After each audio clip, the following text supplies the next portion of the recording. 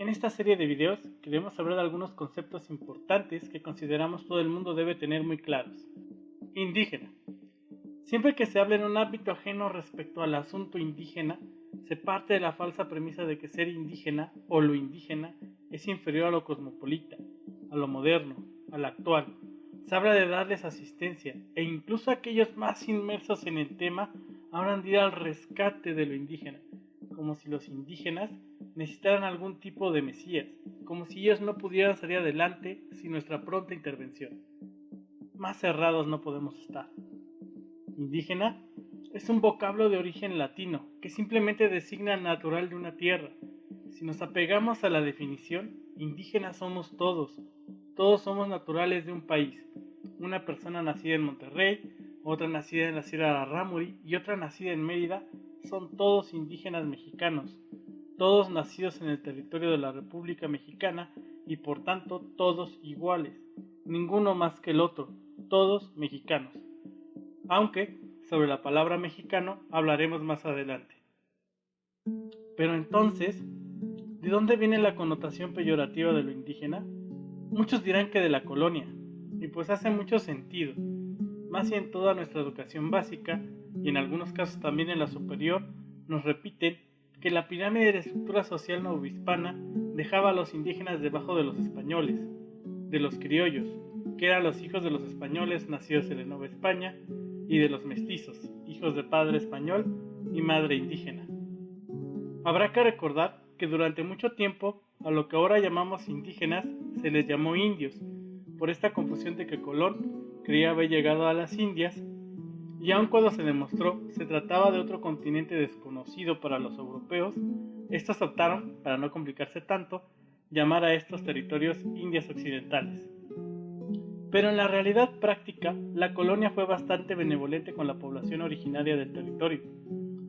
Si consideramos la capacidad para acceder a algún puesto relevante en la estructura de las sociedades con gobierno español, una pirámide más apegada a la realidad mostraría algo como estos. La nobleza indígena conservó sus privilegios y ganó, en algunos casos, también títulos de la nobleza castellana, incorporándose así en el aparato de gobierno. Por otro lado, para que un mestizo ocupara puestos de relevancia, este debería ser reconocido como hijo de algún miembro de una familia importante. De lo contrario, sería marginado como miembro de alguna de las otras castas, que eran un abanico de estratificación social basado en el linaje étnico, y por debajo de todos se encontraban los esclavos, en su mayoría de origen africano. La población indígena en general gozaba entonces de un estatus bastante similar al de los criollos y mestizos. Pero también, en esos 500 años de dominio español, existieron en el territorio de lo que hoy llamamos México cientos de naciones donde el factor español estaba fuera de las estructuras de gobierno, cuya única injerencia colonial era la necesidad de pagar ahora el tributo antes rendido a los mexicas o algún otro señorío regional a los pueblos españoles. Mismas autonomías que fueron menguando según el paso del tiempo, aunque nunca fueron diluidas por completo. Siendo objetivos, el verdadero nacimiento despectivo a lo indio empezó con la independencia. Libres de la rígida estructura novohispana que les limitaba y menospreciaba, criollos y mestizos, todas las castas incluidas, se lanzaron a la conquista de los puestos de poder y a la creación de una nueva identidad. Una identidad que no necesitaba lo viejo y junto a la colonia desecharon lo prehispánico. Ser indio significaba ser parte de ese pasado que ya habían superado y les limitaba en su progreso, connotación que aún impera en el imaginario colectivo. Con esta nueva identidad empezó la apropiación cultural. Un ejemplo muy claro es que para esta nueva identidad se escogió arrebatarles el nombre a las naciones de origen mexica. Previo a la llegada española y durante toda la colonia, ser mexicano era pertenecer a uno de los pueblos mexicas que se extendían en el territorio de la República. Apropiándose el reciente nuevo estado de la identidad mexicana, pasó a llamar aztecas a los mexicas históricos anteriores a la colonia y nahuas a los mexicas que les eran contemporáneos. Actualmente, muchos de los pueblos nahuas siguen llamando mexicano a la lengua que hablan y no entienden que esos otros mexicanos monolingües del castellano digan que hablan mexicano para referirse al español de México. De ahí que algunos miembros de las comunidades originarias mexicas hoy en día consideran las palabras náhuatl y náhuatl como colonizadoras, y otras comunidades originarias consideran al nahuacentrismo, reflejado en el engrandecimiento de lo azteca, como una extensión moderna del colonialismo, pues tal engrandecimiento hace invisible a la multitud de pueblos que hoy en día conviven en este país. Volvamos al hilo conductor de esta explicación. Con el naciente Estado mexicano también surgió el problema indígena. ¿Qué hacemos con esta multitud de pueblos y naciones que legítimamente pueden reclamar las tierras del Estado mexicano? ¿Las exterminamos como los vecinos del norte o los integramos a esta nueva nación? A partir de aquí el panorama es una complicación de procederes regionales, aunque simplificando, se optó por su integración. Mas dicha integración es por medio de un largo y tortuoso proceso de despojo y exterminio epistémico, ya que éste implicaba, y aún hoy implica, el abandonar la identidad propia y asumir aquella que es ajena. Solo si piensas y hablas como nosotros, te aceptamos y te tendemos la mano. De lo contrario, serás marginado y desplazado. Este proceso de apropiación y despojo cultural, disfrazado de buenas intenciones, es llamado indigenismo de Estado. Veamos algunos ejemplos. Él es Francisco Pimentel, uno de los fundadores de la Academia Mexicana de la Lengua, española, claro está, alabado como humanista y considerado por algunos como indigenista debido a sus estudios diversos sobre lenguas originarias. Bueno, este hombre escribió: debe procurarse que los indios olviden sus costumbres y hasta su idioma mismo si fuera posible. Solo de este modo perderán sus preocupaciones y formarán con los blancos una masa homogénea, una nación verdadera. Este fenómeno académico de por un lado estudiar a las comunidades y lenguas originarias y por el otro seguir promoviendo su desplazamiento es algo que sigue poniéndose en práctica en las altas esferas universitarias hoy en día. Por otro lado, todos recordamos las leyes de reforma, presentadas como el punto de separación entre la Iglesia y el Estado. Bueno, una de estas leyes, la Ley Lerdo, o la Ley de Desamortización de Fincas Rústicas y Urbanas de las Corporaciones Civiles y Religiosas de México, decretaba no solo la confiscación y venta, con el debido impuesto, de las tierras en manos de la Iglesia, sino también aquellas que estaban en manos de las corporaciones civiles, como su nombre lo dice. Entre ellas, las tierras comunales de los pueblos originarios, que pasarían a ser ahora propiedad privada.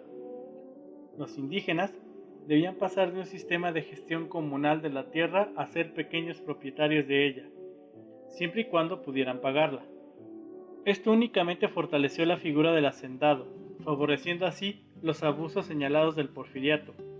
Tan es así que el reclamo de las tropas revolucionarias de Emiliano Zapata no era por una repartición de las tierras, como se hizo, sino por su vuelta a las comunidades a quienes les fueron arrebatadas.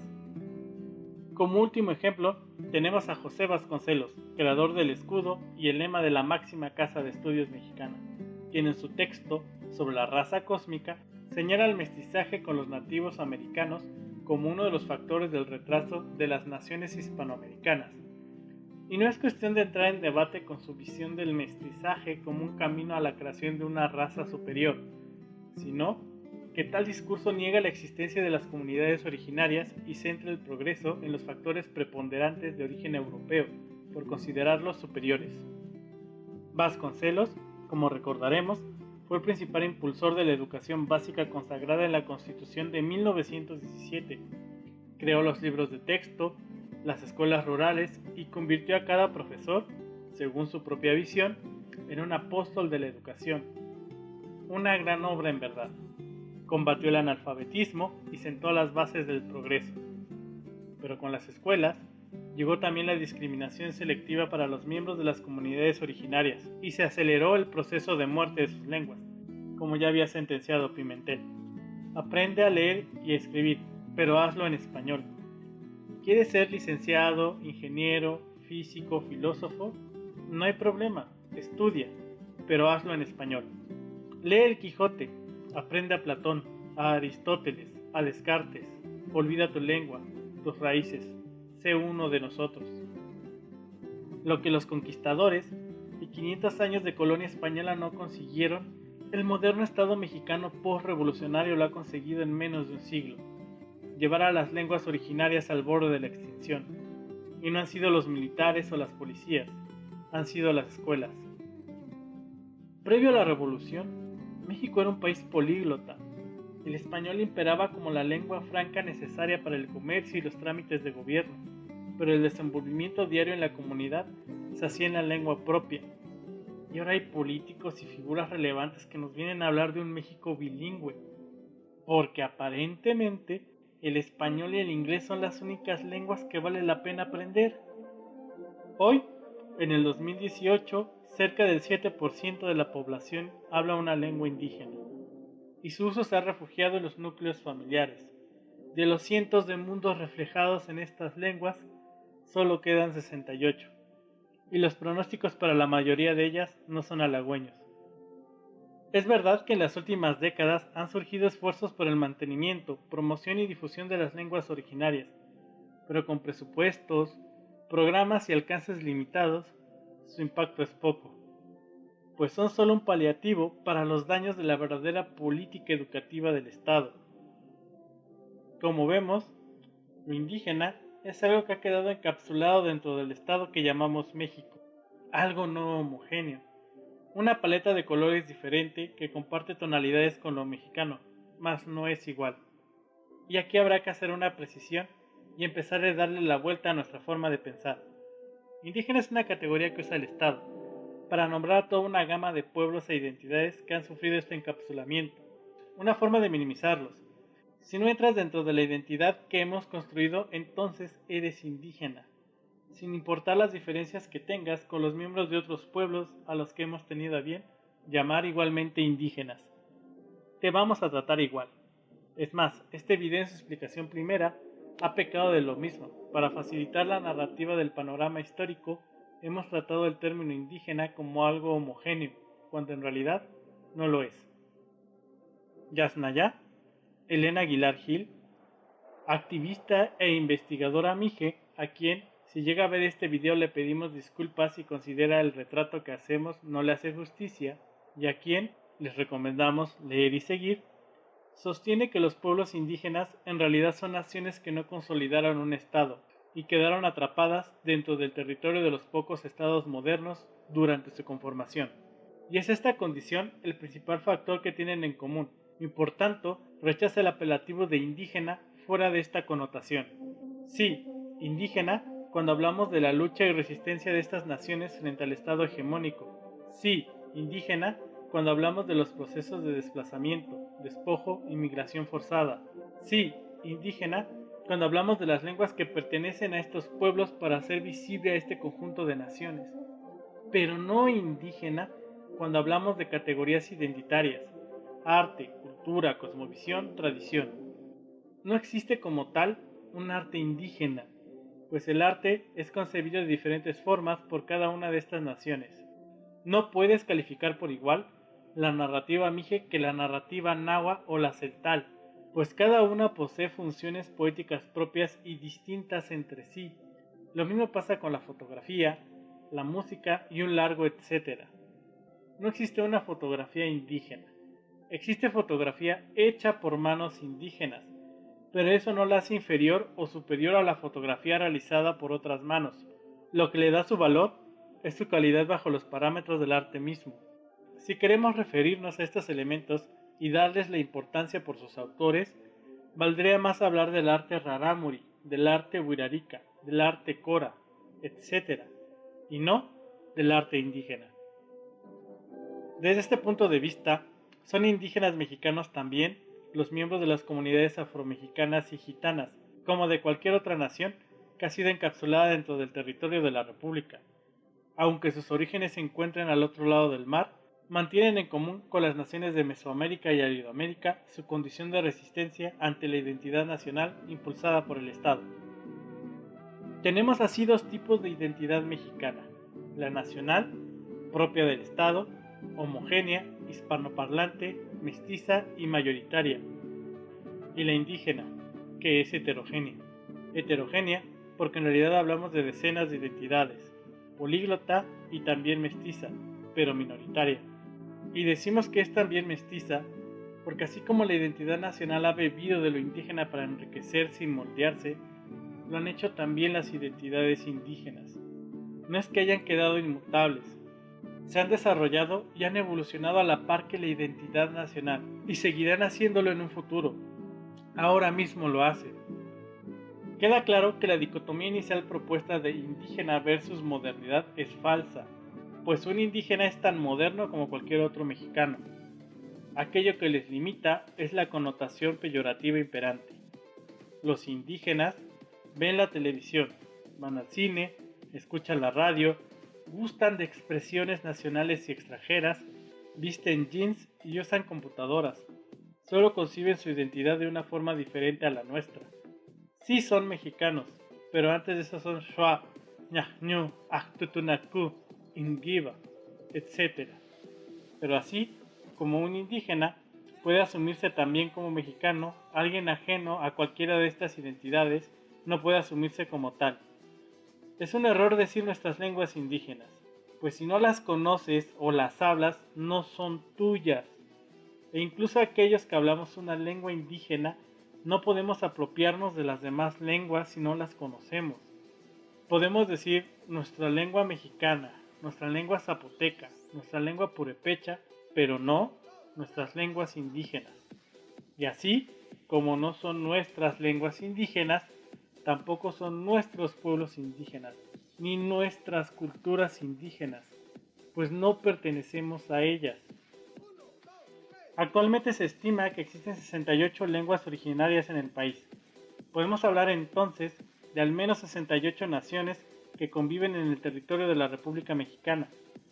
Pero considerar a los hablantes de cada lengua como pertenecientes a una misma nación puede ser un error.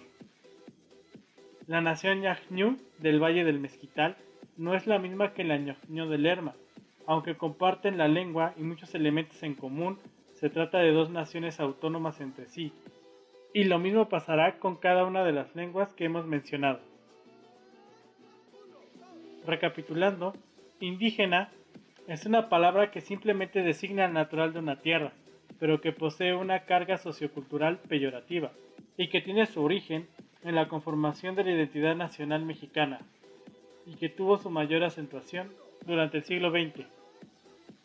Así que cada vez que escuches o uses la palabra indígena, recuerda que realmente se habla de una multitud de naciones, de visiones e identidades, y que generalizar usándola aporta el fenómeno de invisibilización de las mismas. Y no importa si en vez de indígena usas indio, originario, vernáculo, nativo o cualquier otro sinónimo que consideres políticamente correcto. Si no cambias primero la percepción al respecto, poco importa cómo lo llames.